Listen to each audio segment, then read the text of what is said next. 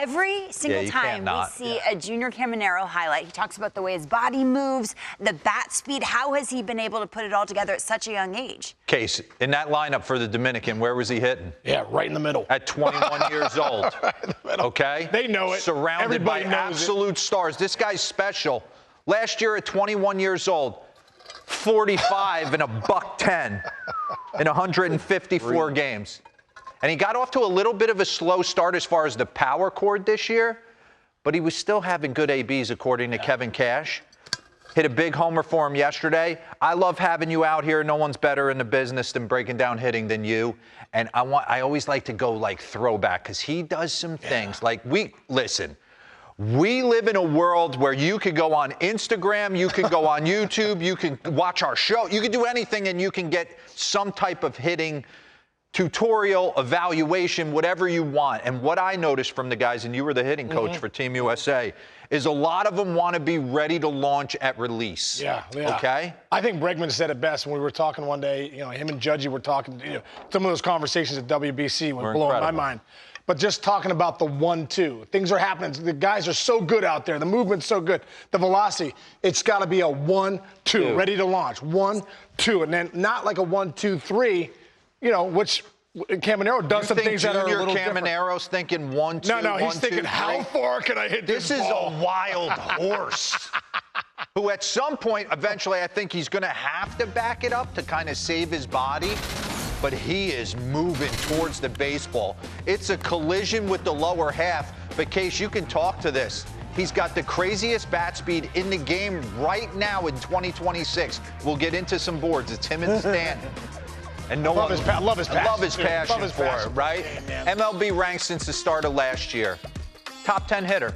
Yep. Homers 49, ribbies he's 8th, total bases, slug, barrels, hits the ball aggressively hard. But talking about it, when you talk hitting, everyone wants to stay like in that door frame and stay behind the baseball. Yeah. He is crashing toward it, but his upper half stays behind the baseball. Well, I think the biggest thing with Caminero is like, listen, you can make a forward move like some of these guys are going to talk about. If you do, and you can create that leverage, if you can keep the bat back in the zone, right? If you make that move and it's aggressive, you have to really be good at this barrel. Where's the barrel? Where's he wearing? Because you don't want to come forward, have your hands kind of coming with you. I think he does a great job of coming forward, keeping his hands back, and just unload. Let's look at it side angle. Let's get into his homers here, Broyd, from the year. And the big thing is you think you can beat him up if he's jumpy off his backside? Not the case. I remember when Ronald Acuna, watch that pitch, run that back. What? I know it's 90. Run that back for me. That ball's 2 inches out of the zone. And I remember Ronald Acuna when he first broke into the big leagues. He's kind of got that flat set, and you think you can beat him up? Can't. You can't. Yeah. Run this. Look at him get on top of that baseball. You also have to think he's thinking top down. If he's thinking that pitch, he's thinking about getting on top of the baseball. Oh! Right there. See, that's why he's so good. He has that barrel adjustability. You saw 78. You saw the splitter down. Then you got a heater, a sinker, 98 freedom in his swing. Dude, it's just so good. His path is so good, but that whip, that last whip of the barrel to the ball is, he's got elite eye-hand coordination. Watch this side angle. I want you, we're going to run this back a couple times. Watch him crash. It's not Judge coil into the back hip and kind of rotate off the back hip and stay there. This is Cody Bellinger does it from the left side. It's, we're going this way. Right. And then they're good enough to be able to keep their upper half behind the baseball. Oh, man. Rack that back. Run that back. Man, that's so good. I think the greatest thing is watch the. He's preset. His back leg is preset. And he loads this hip. I mean, yes. As he's going forward, he's still holding that power in the backside. So watch. He loads that right there. Wow. Stop it right here. And then what he's doing right here, because he loaded that backside, now he's just taking that force from the back. But look at the hands. Oh, my gosh.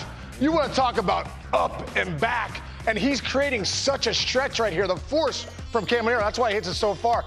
Keep it going until toe tap. Stop right there.